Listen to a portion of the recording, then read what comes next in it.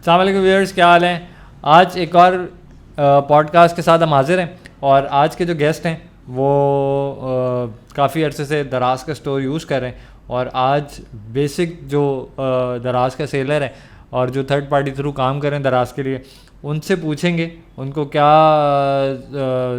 मसाइल पेश आ रहे हैं दराज का स्टोर यूज़ करते हुए, और पहले उनके क्या अर्निंग थी, आज की क्या अर्निंग है, प्रॉफिट मार्जिन है नहीं है, ये सारी चीज़ें आपके साथ शेयर करेंगे।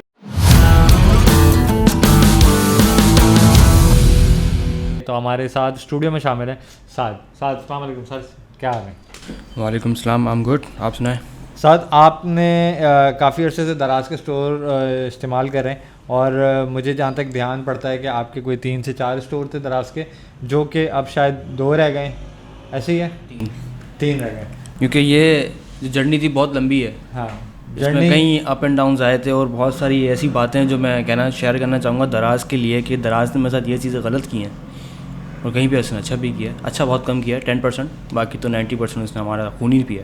देखिए, हम एक जर्नल पॉडकास्ट कर रहे हैं, सही है। इसमें आप अपनी लाइफ के बारे में बताएंगे और मुझे आप जो आज के दिन में आज के दौर में आपको जो चीज़ फेस करनी पड़ी है वो चीज़ आप मुझे बताएंगे in terms of financial support, in terms of condition of the situation आजकल की जो चल रही है, वो सारी मुझे आप शेयर करेंगे ताकि हम एक आम बंदे की आवाज़ तो पहुंचाएं कम से कम आवाम तक। पहले तो ये चीज़ कि आपने दराज का काफ़ी फोकस रखा इंट्रो के अंदर, तो मैं दराज से स्टार्ट करता हूँ। बेसिकली ये सब स्टार्ट हुआ था, मेरा कज़न था उस टाइम पे, मैं कहीं पे जॉब किया करता था मैकडॉनल्ड्स के अंदर। वहाँ से मैं स्विच हुआ यहाँ पर ई-कॉमर्स पे और आया। दराज का एक स्टोर खोला, स्टोर अच्छा चलना शुरू हुआ, उसके बाद दूसरा खोला, दूसरे के बाद तीसरा मैंने खोला, तो अच्छा चल रहा था काम। उसके बाद एक स्टोर मेरा बंद हुआ कोविड के टाइम पे। उस टाइम पे इशू ये हुआ था कि कुछ बैंक बैलेंस था हमारा, मतलब जो फाइनेंशियल स्टेटमेंट थी उसके ऊपर एक भंड हुआ था। भंड ये था कि 74,000 अराउंड कुछ इतना अमाउंट था जो कि मेरे अकाउंट में नहीं आया था। अब वो इसलिए नहीं आया था, फैसल बैंक कह रहा था कि आपके अकाउंट वेरीफाइड नहीं है या कुछ ना कुछ था इशू वहाँ पे। ठीक है, वो इशू हमने क्लियर जब करने के लिए गए तो उन्होंने बोला आपका अकाउंट बिल्कुल सही है। फिर दराज के पास गए, उसने बोला कि आप बैंक, मतलब ये कहानी चलती रही। इन दी एंड आपके पास पेमेंट नहीं आई, वो आपका लॉस हुआ। 74,000 करोड़ लॉस हुआ। उसके बाद कुछ प्रोडक्ट्स ऐसी हो गई थी जो कि 3-4 दफ़ा रिटर्न लगी, और वो रिटर्न ऐसा था, इलेक्ट्रॉनिक प्रोडक्ट है भाई, आपकी गाड़ी में चले ना चले मॉडल पर डिपेंड करता है, लेकिन वहाँ पे मैंने यूनिवर्सल लिखा हुआ था, तो उन चीज़ों के ऊपर जो है रिटर्न्स लगना स्टार्ट हुए। उसके बाद दराज की क्या ऑब्जेक्शन थे इस पर? दराज कहता है कि मैंने तो पेमेंट कर दी है, सही है, और बैंक कहता है कि अगर उसने पेमेंट किया तो कोई ट्रांजेक्शन रिसिप्ट आप मुझे ला के दो।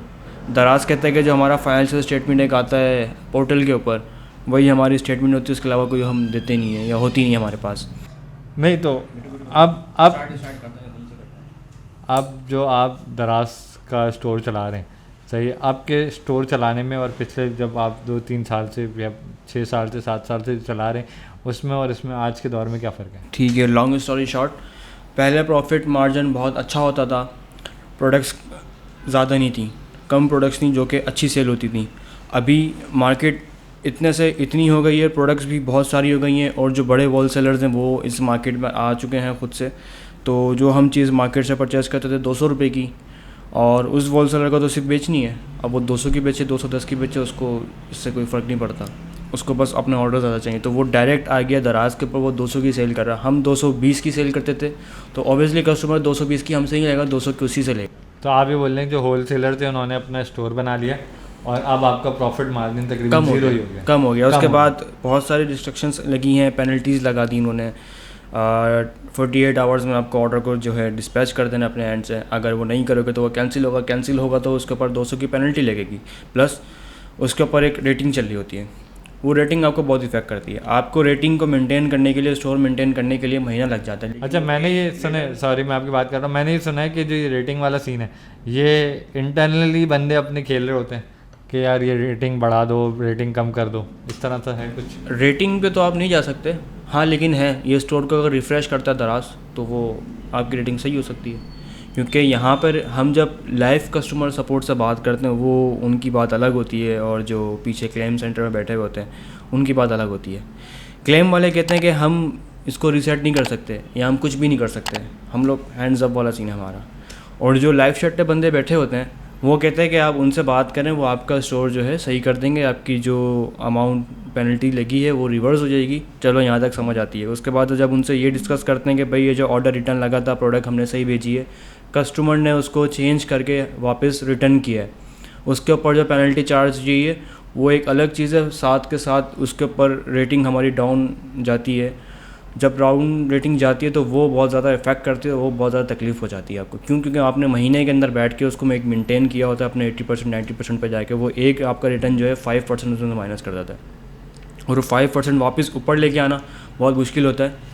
मुझे ये बताएं, एज अ सेलर आप दराज की कस्टमर सर्विस जो एज अ सेलर वो करते हैं उसको क्या रेटिंग करेंगे? 10 to 2 मतलब उनकी कस्टमर सर्विस अच्छी नहीं है। देखो दराज ने क्या किया, अपने हर दुकानदार यही करता है, वो कहता है कि मेरा अगर मैं अपने कस्टमर को खुश रखूँगा तो मेरा बिज़नेस ज़्यादा चलेगा।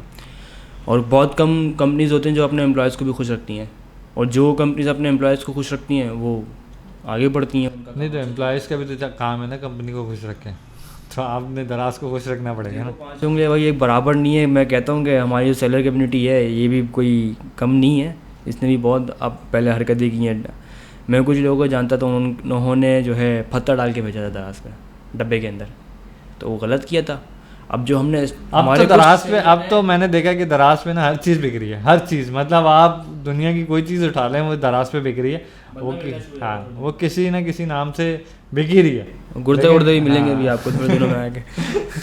नहीं, मेरा ये कहना है कि आजकल हम यूट्यूब पे इतनी वीडियोस देखते हैं कि लोग बोलते हैं, वो वीडियोस बनाते हैं, मैंने दराज से इतना कमाया, दराज से आज मैं यहाँ से यहाँ पहुँच गया, आज यहाँ से यहाँ पहुँच गया। और ये मैं आपको बताता हूँ किस तरह से दराज से कमाया जाता है। तो वाकई ऐसा है कि वो मिलियनेयर बना देते दराज। दो चीज़ें क्लियर करूँगा, एक आपकी रेटिंग बहुत जो है ज़रूरी है, दूसरी आपकी जो लिस्टिंग है वो खूबसूरत सी होनी चाहिए, कंटेंट उस पर अच्छा डालना चाहिए, फोटोग्राफी बहुत वहाँ पे मैटर करती है। कंटेंट डालना किसका काम है, आपका या हमारा सब कुछ। मतलब ये कोई भी चीज़, अगर मैं अपना फ़ोन एक सैम्पल है, जैसे ये चीज़ है, मैं इसको अच्छे से जो है कैप्चर करता हूँ और उसको फिर वेबसाइट पे डाल देता हूँ इनकी। और उसके साथ एक ऑप्शन ये भी है कि आप यूट्यूब वीडियो बनाएं, यूट्यूब पे अपलोड करें, वहाँ पे लिंक डालें उसका वीडियो का, तो वो जब कस्टमर आएगा उस पर क्लिक करेगा तो उसके पास पूरी वीडियो शेयर हो जाएगी, मतलब पूरी वीडियो देख सकता है, पिक्चर्स भी देख सकता है, वीडियो भी देख सकता है। ये चीज़ हो गई। इसके बाद रेटिंग आपकी बड़ी मैटर करती है। आप कस्टमर को कहें जब ऑर्डर डिलीवर हो जाए उसको कहें कि वो रेटिंग करे आपके ऊपर, क्योंकि जब वो रेटिंग करता है ना, रेटिंग बहुत इंपॉर्टेंट है यहाँ पे। क्योंकि मैं अगर कितने पर्सनल एक्सपीरियंस बताऊँ, मैं अगर कोई चीज़ परचेज़ करने जाऊँ तो दराज के ऊपर, तो मैं पहले जाके चेक करता हूँ कि उसकी रेटिंग क्या आई हुई है। लेकिन मेरे ख्याल से आजकल कंपटीशन बहुत बढ़ गया, कंपटीशन बहुत ज़्यादा है। अगर आप अभी काम करना चाहते हो अच्छे ऑर्डर्स के साथ, तो आपको अपनी प्रोडक्ट का प्रॉफिट मार्जिन ये रखना होगा कि आपके 10 से 15 रुपये। नहीं तो वो थर्ड पार्टी थ्रू काम करें या हम अपनी प्रोडक्ट पे काम करें? ऑब्वियसली आप किसी भी प्रोडक्ट पे काम करें, आपकी अपनी है किसी को क्या बात है। हेलो, साथ से हमारी बात हो रही थी दराज के ऊपर, और दराज ने इनको बड़े नुकसान भी दिए हैं, बड़े फ़ायदे भी दिए हैं। साथ ये बताएं कि अब क्या होता है जब मिलता है तो अब क्या सिचुएशन है दराज की? अभी सिचुएशन नहीं है, बस टाइम पास कर रहा हूँ, पुराना स्टॉक पड़ा वो फारिग करूँगा तो ख़त्म। दराज आप छुट्टी आप बोलते हैं दराज में वाइंड अप कर दूँगा, माइंड अप से दराज। सही।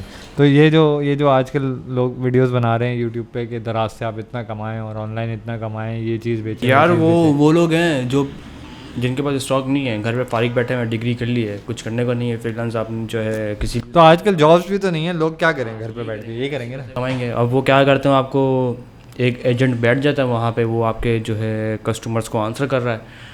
उसके बाद उसके अंदर एक डेट होती है, सेल डेट्स हो गई, या कैंपिंग के अंदर आपकी किसी प्रोडक्ट को लगाना है तो वो वहाँ पे मुझे लगता है कि आप जो दराज के स्टोर से हट रहे हैं ना,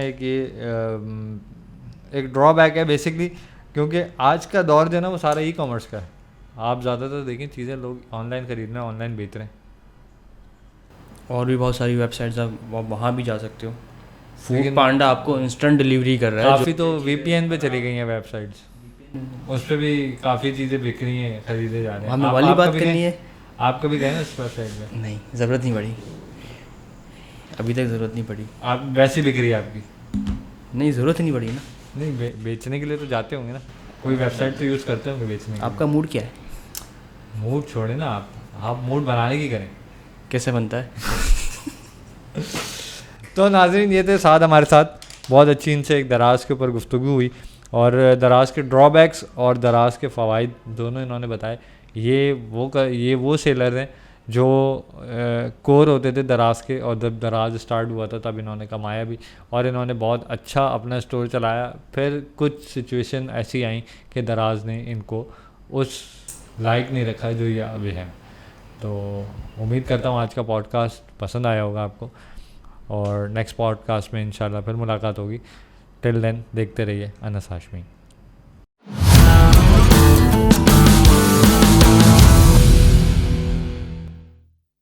और इंटर भारी बढ़िया मैं, बहुत लंबा इंट्रो हो गया, भारी बढ़िया मैं। बहुत चुत लग रहा है।